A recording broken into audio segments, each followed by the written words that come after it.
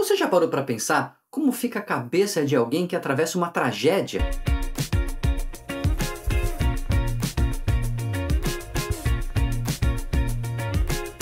Meu nome é Daniel Martins de Barros, eu sou psiquiatra, sempre dialogando com a sociedade, e nesse diálogo não tinha como fugir do desastre climático que aconteceu no Rio Grande do Sul. Uma tragédia, assim, inimaginável, inigualável, as cenas assustadoras, um negócio que não dá pra gente imaginar. E eu queria focar hoje no que acontece com a cabeça de quem passa por uma tragédia dessa.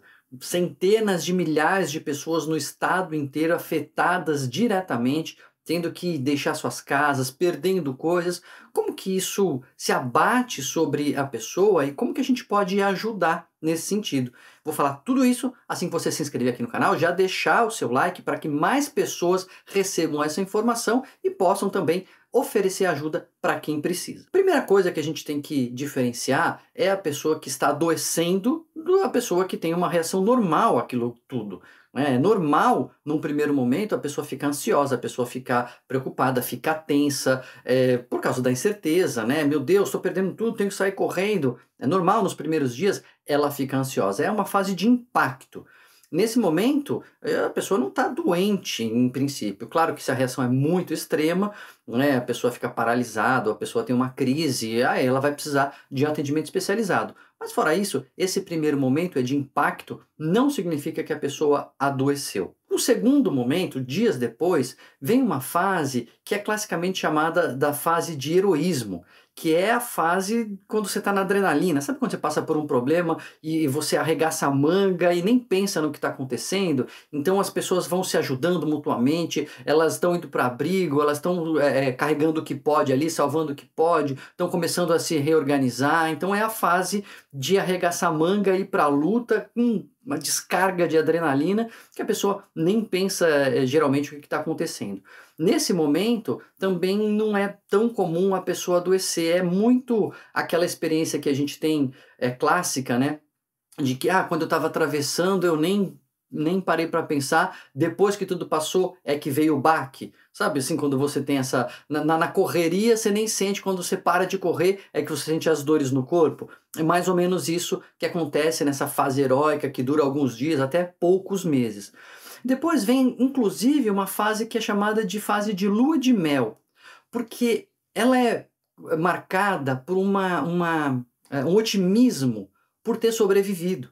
Então você passou aquela coisa aguda, aquela coisa desesperadora, inacreditável, até um pouco assim de parecendo um sonho, uma certa desrealização, um negócio que era inimaginável, inesperado, mas passado aquilo você fala, puxa, mas eu passei, sobrevivi, estou aqui com a minha família. Então vem uma esperança e a gente vai se reerguer, a gente vai sair dessa, a gente vai se reconstruir e começa a chegar ajuda, você começa a ver as pessoas se mobilizando a seu favor. Então é uma fase um pouco mais tranquila, é uma fase que parece que as emoções negativas dão uma trégua para a pessoa. Claro que em todos os momentos a gente tem que estar próximo, a gente tem que estar perto, tem que estar com uma escuta disponível para as vítimas, oferecendo ajuda, não forçando nada, não impondo, mas se colocando à disposição, porque eu estou falando assim uma evolução geral que é descrita, mas tem pessoas que podem não evoluir dessa maneira, tem pessoas que já podem logo ficar muito mal, podem adoecer, e a gente sempre precisa estar perto. A fase mais complicada, ela começa alguns meses depois, uns 3, 4 meses depois, que aí é a fase de desilusão. Porque passou já aquele otimismo, aquela coisa de vamos reconstruir, isso já assentou essa emoção de até uma certa gratidão, e você começa a ver os problemas reais de, puxa, então para reconstruir, preciso da indenização que não chegou, preciso de uma doação que não veio, aquela mobilização inicial de assistência social e de um ajudando o outro vai diminuindo, as dificuldades vão acontecendo, o governo já não é tão ágil, então começa a vir uma emoção mais negativa, é quando passou a adrenalina, passou a lua de mel e vem a desilusão e a pessoa fala, puxa, não acredito que aconteceu isso. Aí é uma fase de mais risco de adoecimento, tanto para quadros depressivos como até para quadros de estresse pós-traumático. A gente tem vídeo aqui no canal falando sobre o que é estresse pós-traumático, quando a pessoa reage um pouco mais tardiamente a essa ameaça muito grave que ela atravessou. Então essa é uma fase muito importante que acontece depois de alguns meses, a gente precisa estar atento, é por isso que os serviços precisam ser reconstruídos rapidamente, restabelecidos rapidamente para absorver essas pessoas quando essa fase acontecer. Claro que eu não estou dizendo que todo mundo vai adoecer. Felizmente, a maioria das pessoas não adoece. Elas passam por essa fase, vem um momento de desilusão, é um momento que precisa de muito amparo, amparo dos amigos, amparo das pessoas, amparo da família, amparo governamental. A pessoa precisa entender, puxa, realmente caiu a ficha, o tamanho da dificuldade, o tamanho do problema, mas nós vamos continuar juntos, a gente não desistiu, a gente vai se reinventar, a gente vai se reconstruir, enfim, né? Quanto mais amparada a pessoa se sentir, melhor ela chega na última fase, que acontece aí depois de um tempo maior, às vezes anos, e pode durar muito tempo, que é a fase de reconstrução.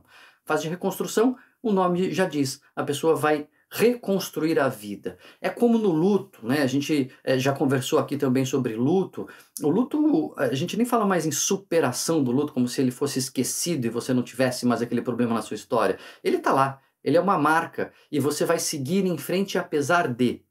A fase de reconstrução é isso, é a pessoa conseguir reinventar a vida tendo esta marca. Ela vai ficar como uma cicatriz, ela vai ficar como um aprendizado, ela vai ficar como uma experiência, ela vai ser significada de muitas maneiras e a pessoa consegue aos poucos construir uma vida nova depois daquilo. Isso nem precisa dizer, é muito necessário o apoio, o suporte, a presença. Essa é a tônica. Algumas pessoas vão adoecer, algumas pessoas vão precisar de cuidado profissional. Na dúvida, desconfiou que a pessoa não está bem, desconfiei que eu não estou bem, procurar ajuda profissional, procurar qualquer médico, psicólogo, não tem especialista, fala com quem você conseguiu, o assistente social que estiver lá, o padre, o pastor, quem estiver lá que possa ser uma primeira escuta. Desconfiou que não está bem?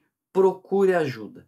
Mas a maioria das pessoas, felizmente, não vai adoecer, vai precisar de ajuda, vai precisar de suporte, vai precisar da nossa mão estendida, vai precisar da nossa solidariedade, mas vai se reconstruir e vai crescer a partir de então. Essas fases são importantes, então, da gente conhecer, de a gente saber os ciclos, né, de resposta do que acontece com a cabeça de alguém que passa por uma tragédia, justamente para a gente poder estar perto, poder estender a mão e oferecer a nossa solidariedade, que é o que a gente está fazendo aqui também nesse vídeo. Então, se você gostou, se você acha que é importante, deixa o seu like aí, compartilhe o vídeo, porque mais pessoa pode ser amparada e chegar finalmente o mais rápido possível nessa fase de reconstrução para poder se reconstruir e seguir em frente.